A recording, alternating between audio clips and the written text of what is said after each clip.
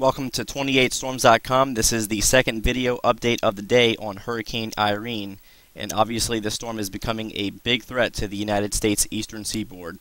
Earlier this morning, we suspected that the National Hurricane Center would begin to shift their track more toward the Carolinas, and sure enough, as of the 11 a.m. advisory, their latest forecast is now taking this towards South Carolina as a major hurricane. However, interest from Florida all the way to North Carolina and even points further north need to be on close watch for this storm, as there is a chance it could parallel the entire eastern seaboard. It has maximum sustained winds of 80 miles per hour, but look for this to begin to intensify once again as it begins to move away from Hispaniola in 24 to 48 hours. This is a quick look at the latest tropical model spaghetti plots, and we continue to see an eastward shift even as far east as the Outer Banks of North Carolina. And also keep in mind that this is the 12Z GFDL forecast still taking this system into southern Florida, but also notice that this was the same model that was taking this into the central and southeast Gulf all this time, so this model is also beginning to shift more toward the east.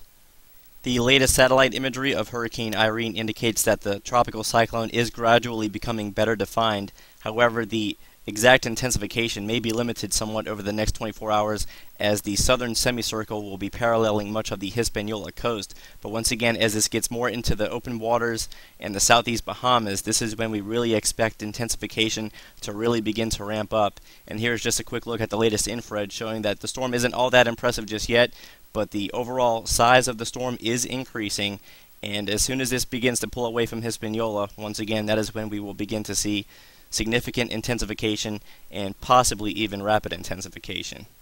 This is a look at the current mid to upper level steering pattern. Our tropical cyclone is still just off the southern edge of this frame, but you can still make out there is a very strong long wave trough beginning to pass through the eastern seaboard. This initial trough will not be quite strong enough, and it won't persist along the east coast long enough to really steer the system away from land. However, there will be a series of troughs coming behind this one, and that will greatly dictate exactly when this turn begins and what places will be at most risk. You are now looking at the mid to upper level forecast pattern by the GFS model. This is the current time frame. This is Puerto Rico, and here is Hurricane Irene. This is the current trough over the east coast that I talked about, and as we gradually advance this throughout the period, if we start off at around 48 hours, we can see that the initial trough is already lifting out over the Canadian Maritimes, but notice that we have a second and third shortwave trough over here, and these are the two features that are going to more than likely steer the storm a bit toward the north and away from Florida. But again, we can't entirely rule out a Florida hit just yet. And the latest forecast between day 3 and especially day 4 is when we begin to see that turn, and it's still a little bit too close for comfort here, and even if it took this track, we cannot entirely rule out tropical storm force conditions along the eastern coast of Florida. And then as we go into the day 4 and especially day 5 range, now this is the day 5 120-hour forecast, so this is early Saturday morning. The latest GFS is showing this system narrowly missing South Carolina, but it is still showing a direct hit along the Outer Banks to the south of Wilmington and points just to the east and northeast of there before the system begins to continue moving off toward the northeast in the general direction of New England. So the models are continuing to trend toward the north, and the most preferable scenario would be that they continue trending toward the north and east, and maybe we would be lucky enough to where the storm narrowly avoids the entire eastern seaboard, but I'm not banking on that just yet. And as of right now, it looks like the Carolinas are at a high risk of a direct hit. Now this is the latest 24-hour European forecast, and here is the long wave trough, but as we go into 48 hours, that initial long wave begins to lift out once again toward the Atlantic Canada area, and our tropical cyclone is now beginning to significantly intensify over the northeast tip of Cuba, or actually just to the northeast of Cuba, I should say. And then by day 3, notice that much like the GFS, we're beginning to see another shortwave trough beginning to enter the Great Lakes and northeast, and that should be the trough that really begins to make this turn more toward the north in the general direction of the Carolinas, just to the east and parallel to the Florida Peninsula.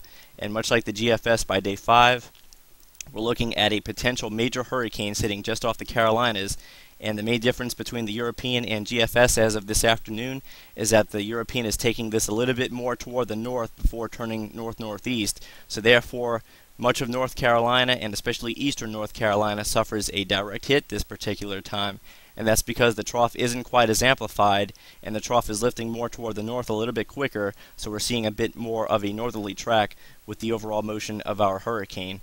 And then as we go into day 7 and day 8, we see that the storm has continued to move throughout the northeast. So to sum up this afternoon's thoughts, it still looks as though Hurricane Irene is going to develop into a major hurricane over the Bahamas, so interests there need to be preparing now for the worst case scenario, and it looks as though the more probable medium range scenario is that this system impacts the Carolina coast, and I'm including both South Carolina and North Carolina into this, and the impacts could be fairly high. So begin to prepare now before things really get hectic toward the middle part of this week, and interests in Florida still cannot fully let their guard down yet. Even the models that take this toward the Carolina coast still show a very close call here, especially for the eastern coast of Florida. And essentially all interests from Florida to Maine need to at least be keeping somewhat of an eye on this, because even if it tracks more toward the north, it will have significantly weakened, but you can still have some very severe weather, including the risk of flooding. So thanks again for checking out 28storms.com. We will continue to have videos posted on YouTube, Facebook, and the main website throughout the course of this event.